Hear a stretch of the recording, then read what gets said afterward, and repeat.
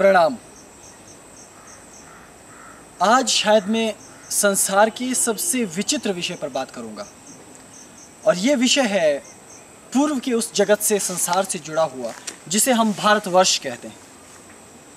भारतवर्ष में यूं तो धर्म के अनेकों चेहरे, अनेकों रंग, अनेकों प्रकार और अनेकों तत्व और संप्रदाय हैं, लेकिन कुछ चीज़ें बहुत विचित्र हैं इस धर्म में, जिसको लेकर न केवल धर्म जगत परेशान है, अपितु सरकारें, कानूनी व्यवस्थाएं, पुलिस प्रशासन से लेकर आम जनमानस तक सब परेशान हैं और किसी को भी ठीक ठीक ये मालूम नहीं होता कि आखिर मुद्दा क्या है।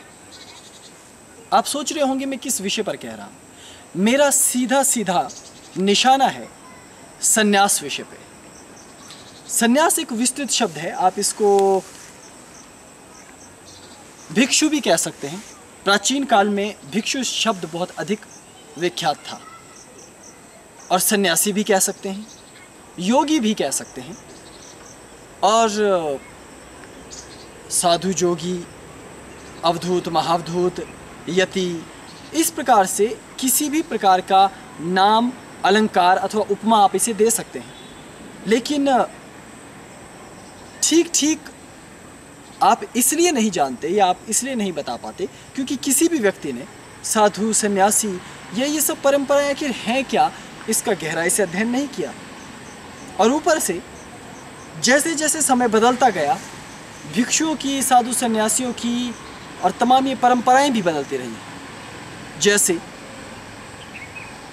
यदि मैं वर्तमान समय की बात करूं तो इस समय अधिकांश साधु या सन्यासी या तो भगवान शंकराचार्य जी के बाद आए हुए दशनामी अखाड़ों में से होते हैं, या फिर उनसे पूर्व उत्पन्न हुए गुरु गोरक्षनाथ जी महाराज के संप्रदाय, जिसमें 12 या 13 पंथ होते हैं, और उन्हीं के द्वारा नाथ संप्रदाय के जोगी, सन्यासी और योगियों को आपने देखा होगा। उनके अलग अलग संप्रदाय हैं, मतांतर।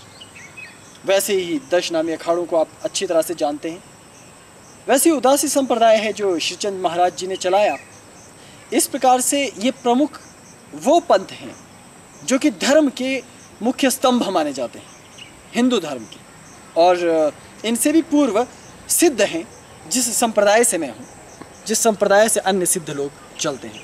सिद्धों में भी कौलाचारी हैं, वाम मार्गी हैं, दक्षिण मार्गी हैं, अनेकों मतांतर भेद हैं। तंत्र मार्गीय हैं, योग मार्गीय हैं, मिश्र मार्गीय हैं, और मैं उनमें से मिश्र मार्गीय व्यक्ति हूँ। और मिश्र मार्ग में भी 3 पंथ हैं, वाम मार्ग, दक्षिण मार्ग और मिश्र मार्ग। मैं मिश्र मार्ग का प्रतिनिधित्व कर रहा हूँ। लेकिन संन्यास वास्तव में है क्या?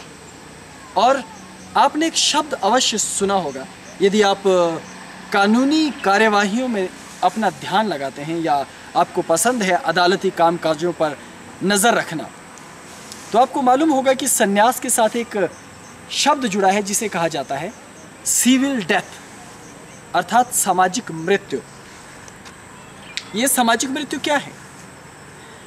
दरअसल भारत में 2 तरह के संप्रदाय संन्यास को लेकर बहुत प्रचलित हुए हैं।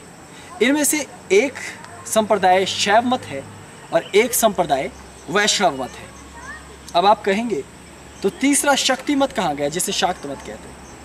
मैं आपको बता दूं कि संन्यास में मुख्यतः शैव मत और वैष्णव मत ही चलते हैं। शाक्त मत 2 भागों में बटा हुआ है। आधा वैष्णव मत का समर्थन करने वाला या वैष्णव मत समर्थित है, और आधा शैव मत समर्थित है। अब शैव मत के अधिकांश जो परंपरा और पीठ हैं, उनका भी जो अपना जीवन दर्शन है, जीवन शैली है, ये भी बड़ी चिंताओं से घिरी है। लेकिन पहले आपको ठीक ठीक वर्गीकरण साधारण शब्दों में आसानी से समझने के लिए मैं बताता हूँ कि वो क्या है।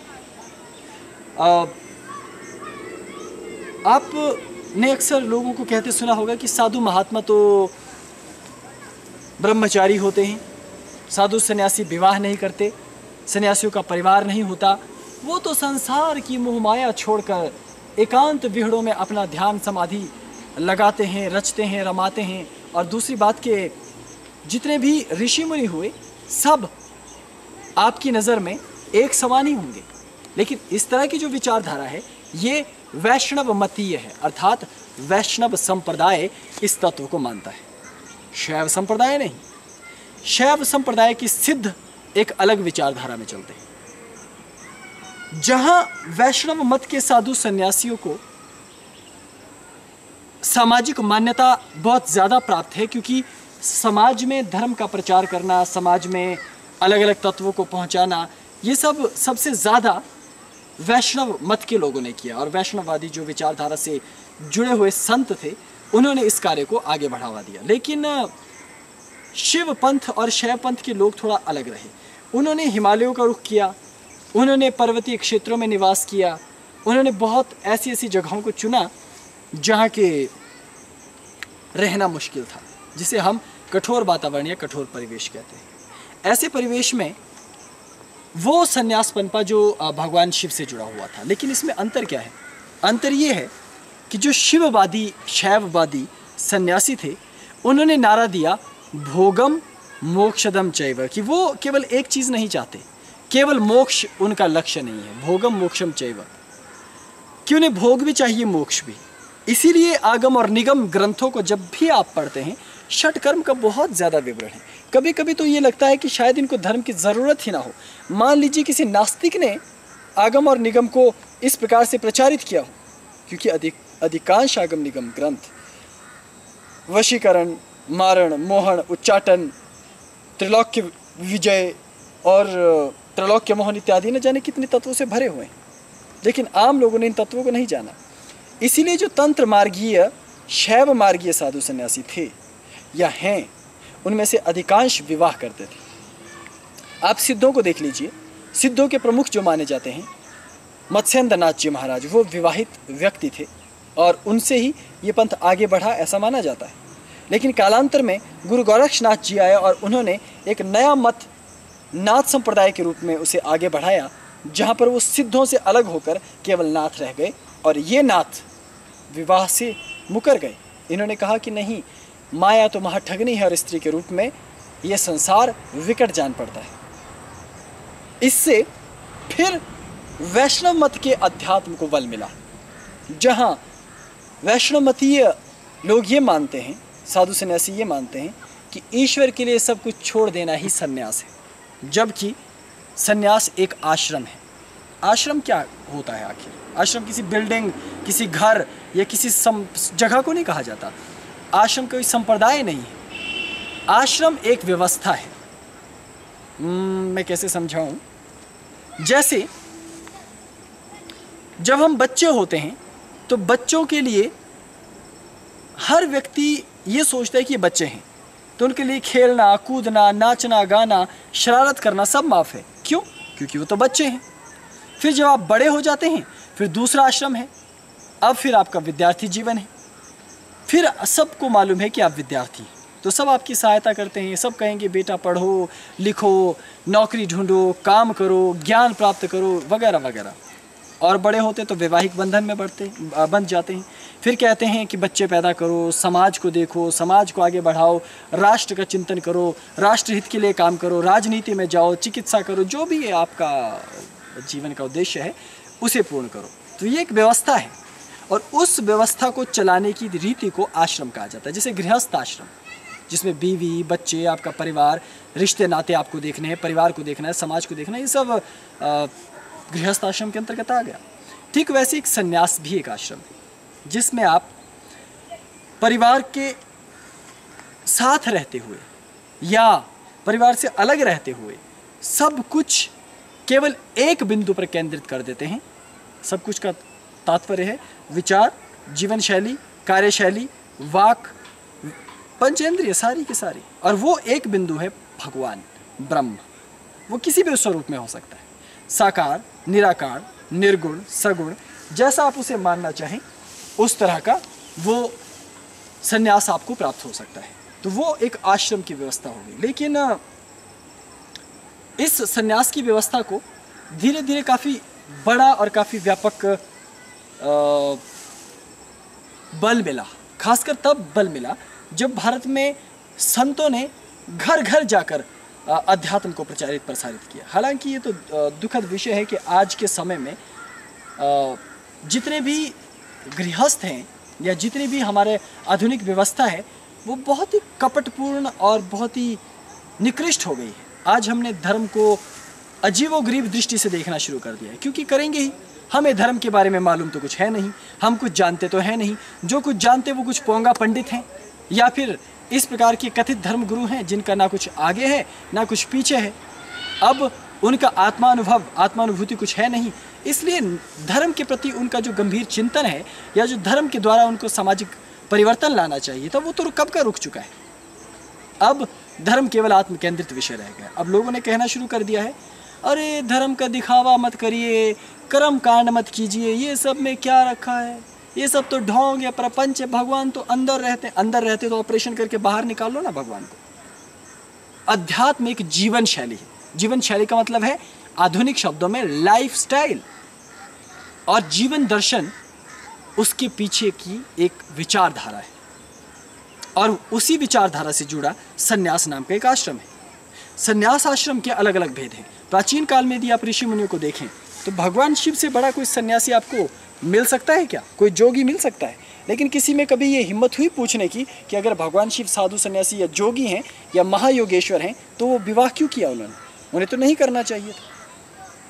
और स्वयं भगवान विष्णु पृथ्वी पर आए, उन्होंने विवाह क्यों किया? उन्हें नहीं करना चाहिए था। हालांकि वो तो जोगी सन्यासी नहीं है, एक राजा हैं, तथापि प्रश्न तो उठाना चाहिए। खैर छोड़िए, ऋषि मुनियों को देख लीजिए, अधिकांश ऋषि मुनियों ने विवाह क्यों किया? इसका अर्थ ये है कि प्राचीन सिद्धों में, प्राचीन ऋषि परंपरा में विवाह बंधन कहीं भी अड़ंगा नहीं था। अड़ंगा कहाँ से बना? जब अज्ञान फैला। अज्ञान कैसा? कि सन्यासी, साधु और भिक्षुओं में और अवधूतों में, और साथ ही साथ एक शब्द है जिसे गौर से समझना, वो है अरण्यों से जुड़ा हुआ, जिसे कहते हैं वानप्रस्थी। वान अर्थात वन, प्रस्थी अर्थात प्रस्थान करने वाला। जो व्यक्ति वन की ओर प्रस्थान करता है उसे विवाह बंधन से छोड़कर जाना पड़ता है। इसलिए जो कानूनन शब्द है सिविल डेथ, ये उन लोगों के लिए होना चाहिए जो घर बार छोड़कर, संसार छोड़कर वनों में जाकर रहते हैं। जो भी व्यक्ति आश्रम में रह रहा है, किसी घर में रह रहा है, किसी शहर में रह रहा है, किसी नगर में रह रहा है, या किसी गांव के आसपास कुटिया बना के भी रह रहा है, उसको सिविल डेथ नाम के शब्द से नहीं जोड़ा जाना चाहिए। ये कानूनन गलत है। लेकिन कोई कहेगा नहीं, और मेरे पास इतनी पहुंच नहीं है कि मैं अब कानून के समक्ष इन पहलुओं को लेकर जाऊं और इन तत्वों को लेकर जाऊं। पर खैर छोड़िए, कानून से मेरा कोई लेना देना नहीं है और ना ही मेरा कोई झगड़ा है।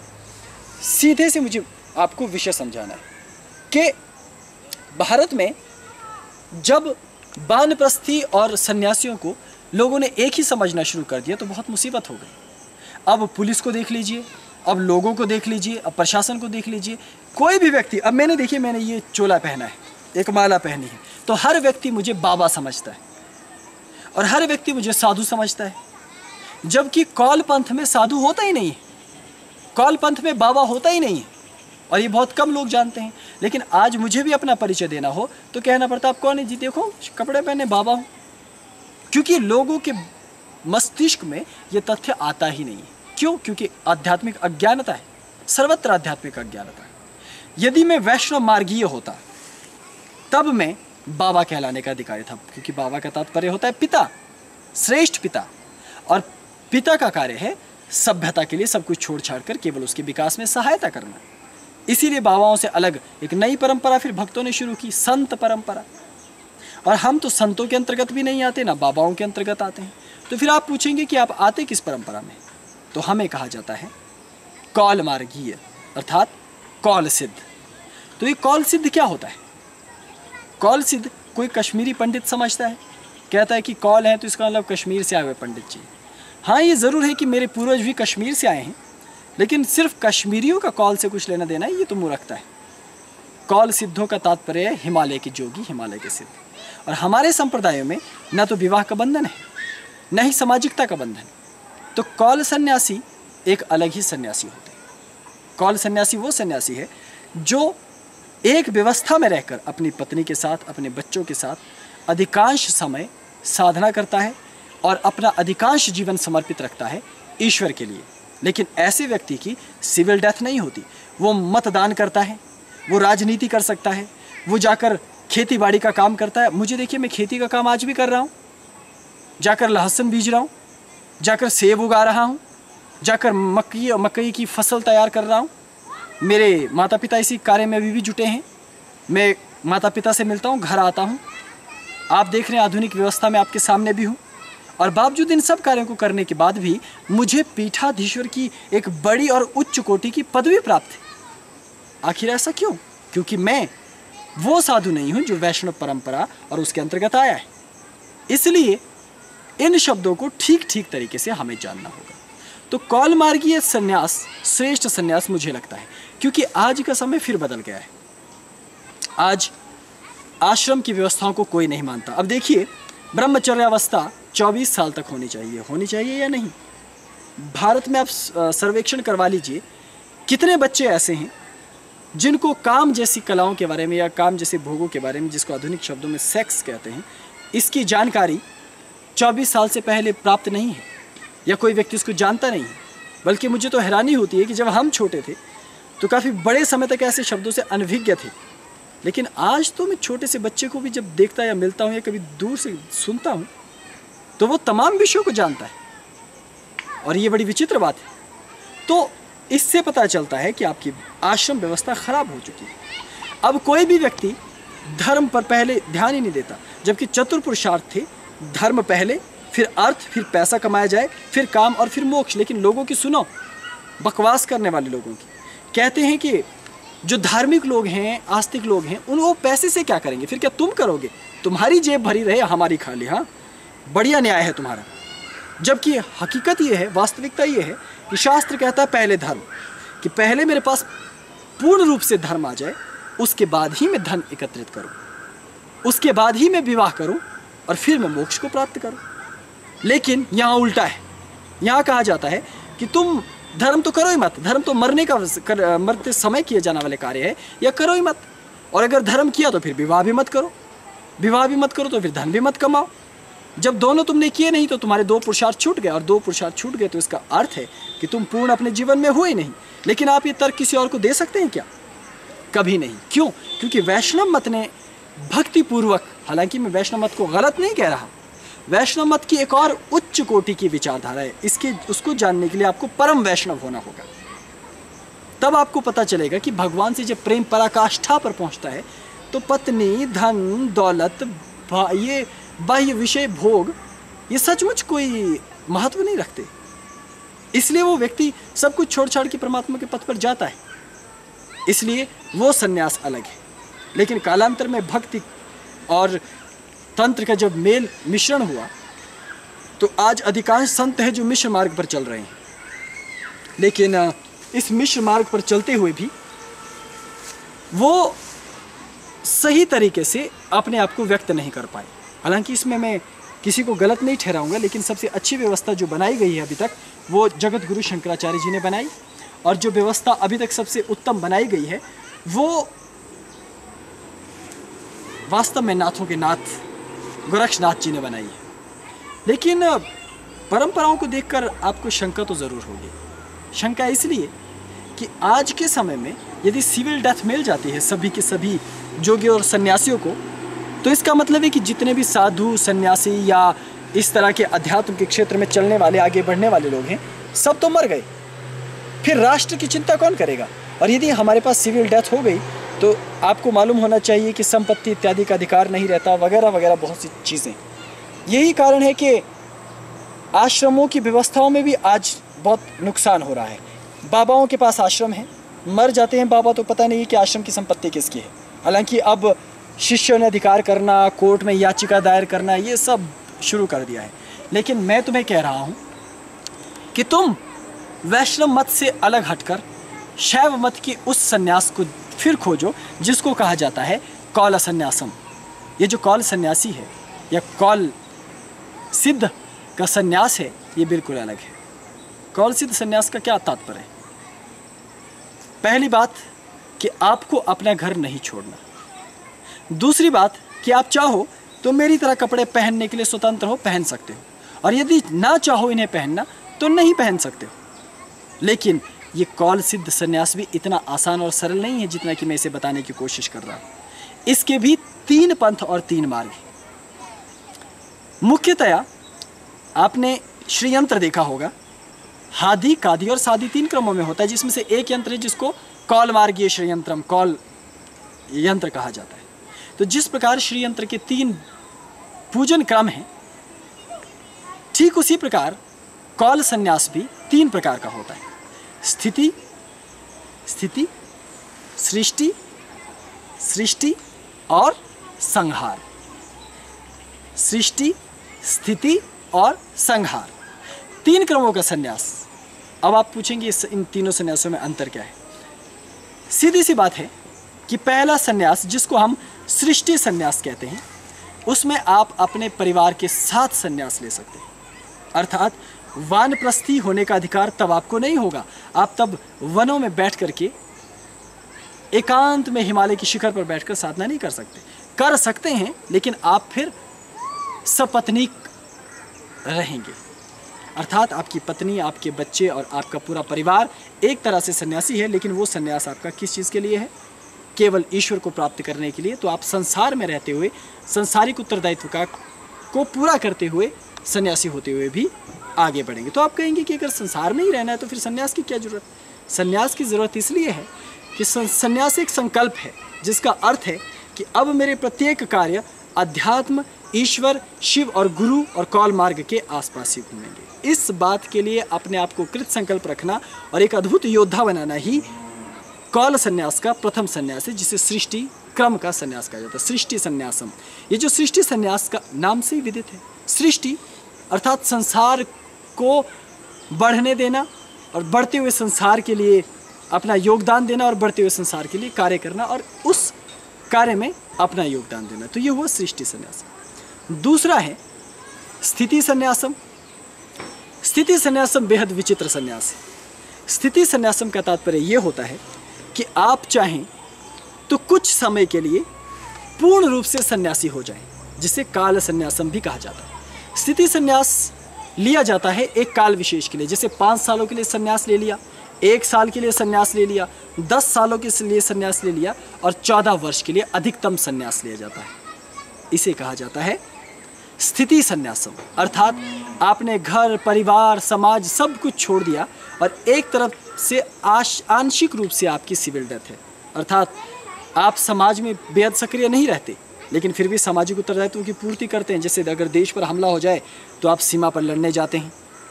यदि आप डॉक्टर हैं और आपने स्थिति संन्यास लिया है और कोई दुर्घटना हो जाए तो आप दौड़ कर जाते हैं और अपने लोगों की सेवा करते हैं। आप सैनिक हैं और आपने स्थिति संन्यास लिया है तो आवश्यकता पड़ने पर आप देश की सीमा पर वापस जाते हैं। उसी स्थिति संन्यास कहा जाता है। लेकिन इन सब के विपरीत कौल धर्म का एक संन्यास है, जिसे महाकठोर, महाकलिष्ठ संन्यास कहा जाता है, जिसे कहा जाता है संहार संन्यासम। अर्थात अब मुझे संसार से कुछ नहीं लेना देना, अब मुझे सृष्टि से कुछ नहीं लेना देना। ऐसे सन्यासी की सिविल डेथ मानी जाती है और ऐसे व्यक्ति को पुलिस, प्रशासन और आजकल की लोकतांत्रिक व्यवस्थाओं के अनुरूप जिस संप्रदाय से अगर आपने ये संहार संन्यासम लिया है तो आपको वहाँ से अपना परिचय पत्र बनाकर अपने आंशिक सामाजिक उत्तरदायित्वों का निर्वहन करना होता है।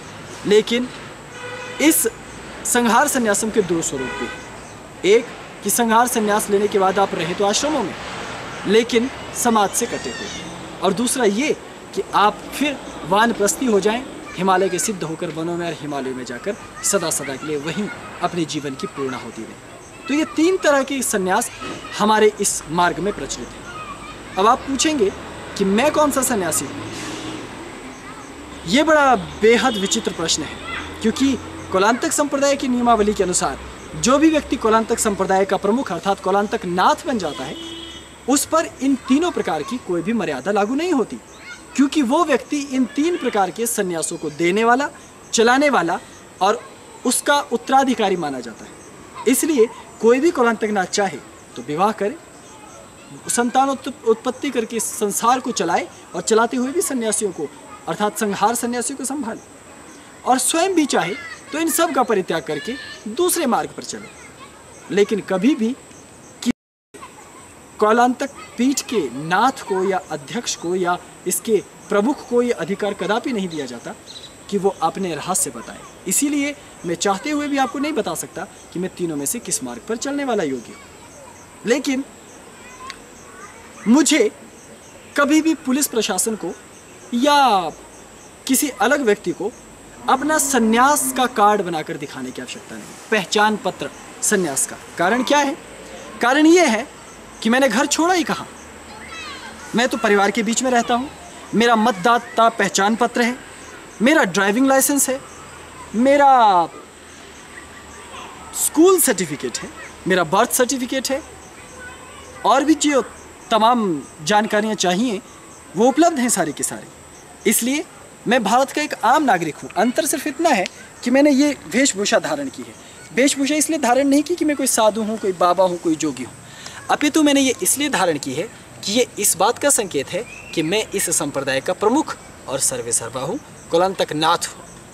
इसलिए कोई चिंता मेरे जीवन में नहीं है, और ना ही मुझे किसी तरह की कोई परेशानी, और ना ही मुझे कोई पुलिस प्रशासन या कोई दूसरा व्यक्ति बाध्य कर सकता है ये बताने के लिए कि आप बताइए आप कौन से साधु या सन्यासी हैं, क्योंकि मैं हूँ कौल सन्यासी। इसलिए आज मैं इस वीडियो के माध्यम से कुछ आपसे बात करने वाला हूँ, गोपनीय बात।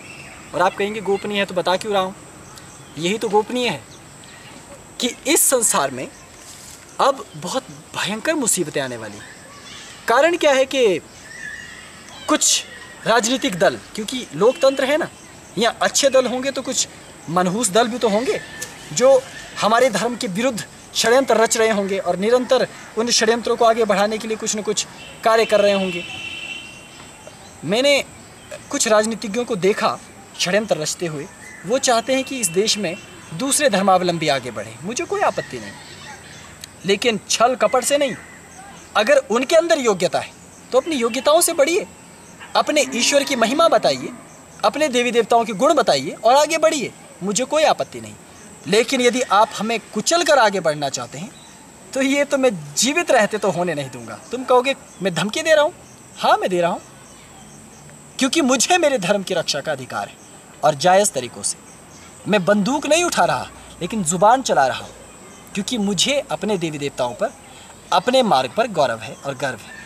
इसलिए सन्यासियों के ऊपर सरकारों ने बहुत अंकुश लगा रखा है। आप देखिए, बेचारे जो कौल सन्यासी नहीं हैं, जो वैष्णव सन्यासी हैं, उनकी दुर्गति देश में क्या है। कभी स्टिंग ऑपरेशन करने की ज़रूरत है, इस पुलिस का स्टिंग ऑपरेशन। आप देखेंगे कहीं भी कोई सन्यासी जाता है तो तुरंत पुलिस वाले वहाँ खड़े हो जाएंगे। वो उनको ये कहेंगे कि आप हमें ये बताइए कि आपके पास कार्ड है या नहीं है। पहले तो वो कार्ड मांगेंगे, फिर उनको परेशान करेंगे, कहेंगे अब तुम थाने में आओ, कितने दिन यहाँ रह रहे हो, क्यों यहाँ रह रहे हो। और अपराधी, जो शातिर अपराधी होते हैं, क्या वो कार्ड दिखाते हैं? वो तो विस्फोट करके चले जाते हैं। लेकिन ऐसा क्यों होता है? जब आप पुलिस प्रशासन से जानने की कोशिश करेंगे तो उनका छोटा सा तर्क होता है कि आपकी सुरक्षा के लिए और आपको एक अच्छे मार्ग पर, यानी आपका समाज और आपका परिवार सुरक्षित रहे, कोई व्यक्ति इस चोले का दुरुपयोग ना करे, इसलिए हम ऐसा करते हैं। क्योंकि साधु सन्यासियों की कोई पहचान तो होती नहीं है, इसलिए कोई भी व्यक्ति चोला धारण करके झूठ बोल सकता है और नुकसान पहुंचा सकता है। तो ये इसके पीछे एक बड़ा कारण है। ठीक है, हमने मान लिया, और इस कारण कानून व्यवस्था को बनाए रखने में पुलिस प्रशासन को बेहद कड़ी चुनौतियों का सामना करना पड़ रहा है। लेकिन इसका एक साधारण उत्तर है और इसका साधारण सा इलाज भी है, और वो इलाज है कौल सन्यासम। अर्थात आप सन्यासी भी हों लेकिन आपका जीवन, आपका दर्शन बिल्कुल लोकतंत्र के साथ चलने वाला हो, ताकि न तो पुलिस प्रशासन को कोई आपत्ति हो और ना ही आपको कोई आपत्ति हो। आप धर्म मार्ग पर भी चल सकें, आप लोगों से प्यार भी कर सकें और समाज भी आपसे प्यार कर सके। और दूसरी बड़ी बात कि कौल सन्यासी को सब कुछ करने का अधिकार है। आप चाहे विवाह करें, चाहे बच्चे पैदा करें, किसने रोका? आप चाहे तो कंप्यूटर चलाएं, आप चाहे तो लैपटॉप।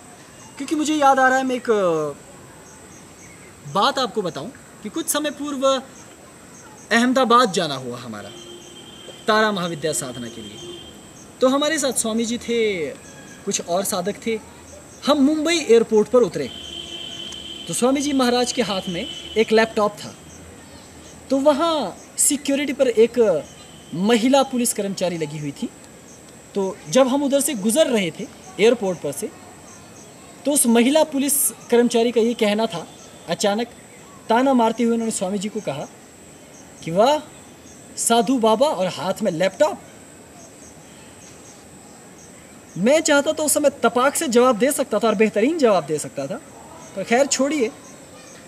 आखिर ऐसी मानसिकता पुलिस की कैसे हो गई, और कब से पुलिस को यह अधिकार दिया गया कि वो हमें सिखाए कि हमारे हाथ में लैपटॉप हो सकता है या नहीं हो सकता, या हमारे जीवन में वो दखलंदाजी करे? ऐसा अधिकार किसने उन्हें दिया?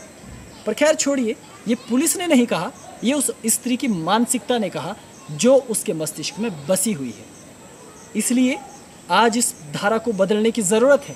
इसलिए आज इन सब चीज़ों में, तत्वों में परिवर्तन लाने की ज़रूरत है। इसलिए आपको और हमको कौल संन्यास मार्ग को आगे बढ़ाना होगा, ताकि लोगों को ये अच्छी तरह मालूम हो कि कौल सन्यासी हवाई जहाज़ भी उड़ा सकता है, और वक्त आने पर परमाणु बम भी बना सकता है, और परमाणु बम चलाने का भी साहस रखता है। कौल सन्यासी वो हैं जो प्रेम करने लगे तो सारे संसार को अपने हृदय और प्रेम में बहा कर ले जाए, और कौल सन्यासी वो हैं जो संसार के सभी कामों में अग्रणी है, चाहे वो भाषण देना हो, चाहे विज्ञान हो, चाहे तकनीक हो। इसलिए कौल सन्यासी आपको नौकरी करते हुए मिल जाएंगे। कौल सन्यासी वकील होगा, डॉक्टर होगा, इंजीनियर होगा, सब कुछ। एक पुलिस वाला भी कौल सन्यासी होगा। आप ये ना सोचें कहीं कि मैं लगातार पुलिस के खिलाफ बोल रहा हूँ तो मेरा पुलिस से कोई मनमुटाव है। पुलिस में तो बहुत सारे हमारे अपने शिष्य हैं, अलग अलग राज्यों में हैं। मैं केवल उन शब्दों को, उन परिस्थितियों से आपको अवगत करवा रहा हूँ जिससे सन्यासी और वर्तमान सन्यासी और प्राचीन सन्यासी के मध्य में अंतर आ रहा है। तो अब आपके मस्तिष्क में एक हल्की सी रूपरेखा और छवि बन गई होगी। और मैं आपको फिर बता दूं कि वो सन्यासी जिन्होंने समाज, परिवार, घर बार छोड़ रखा है, वो वैष्णव मत से जुड़े हुए सन्यासी होते हैं। लेकिन इसका अर्थ ये नहीं है कि वो सिर्फ और सिर्फ वैष्णव हैं। वो भगवान शिव को भी उतना ही मानते हैं, प्रेम करते हैं जितना कि हम भगवान विष्णु को प्रेम करते हैं, उनकी साधना आराधना करते हैं, उनको अपना इष्ट मानते हैं।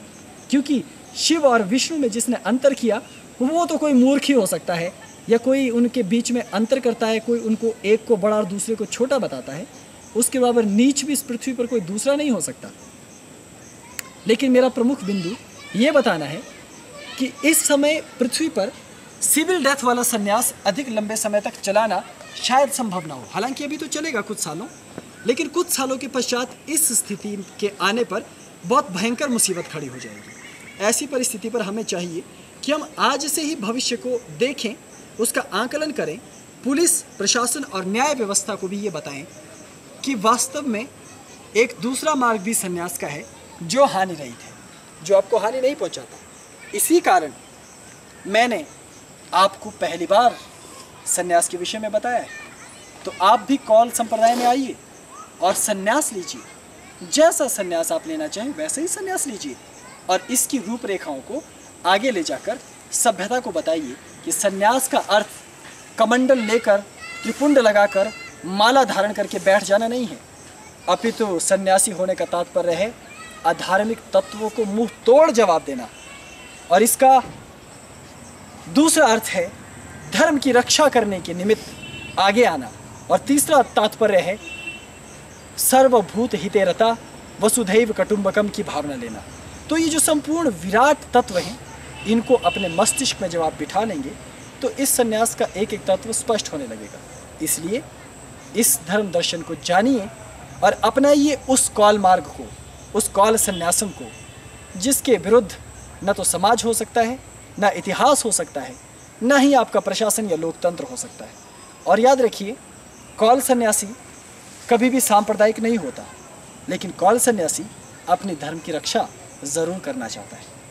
अभी मैंने केवल आपको कौल सन्यास और उसके मार्ग के बारे में बताया है, जबकि नाथ संप्रदाय, नाथ सन्यासम और शंकराचार्यकृत शांकर सन्यासम के विषय में मैंने आपको नहीं बताया। भविष्य में कभी इन विषयों पर चर्चा होगी तो उनके अंदर कौन सी महानता है ये भी मैं बताऊंगा। क्योंकि इसका अर्थ ये नहीं कि आज मैंने अगर कौल मत के सन्यास का यशोगान और गुणगाथा आपके समक्ष रखी तो यही सर्वोच्च और सर्वश्रेष्ठ सन्यास हो गया। मैंने कभी ऐसा दावा नहीं किया। मैंने तो केवल देश काल और परिस्थिति के अनुरूप जो सुंदर, शुभ, दिव्य सन्यास है उसकी परिकल्पना आपके सम्मुख प्रस्तुत की है। और आशा है आप इस तत्व को समझकर इस तत्व का अनुसंधान करेंगे और स्वयं कौल सन्यास प्राप्त करके अध्यात्म के मार्ग पर आगे बढ़ेंगे और धर्म रक्षा में अपना योगदान देंगे और भारत भूमि के पूर्व के अद्वितीय अध्यात्म को अपने हृदय में उतारेंगे। अभी इतना ही। ओम नमः शिवाय। प्रणाम।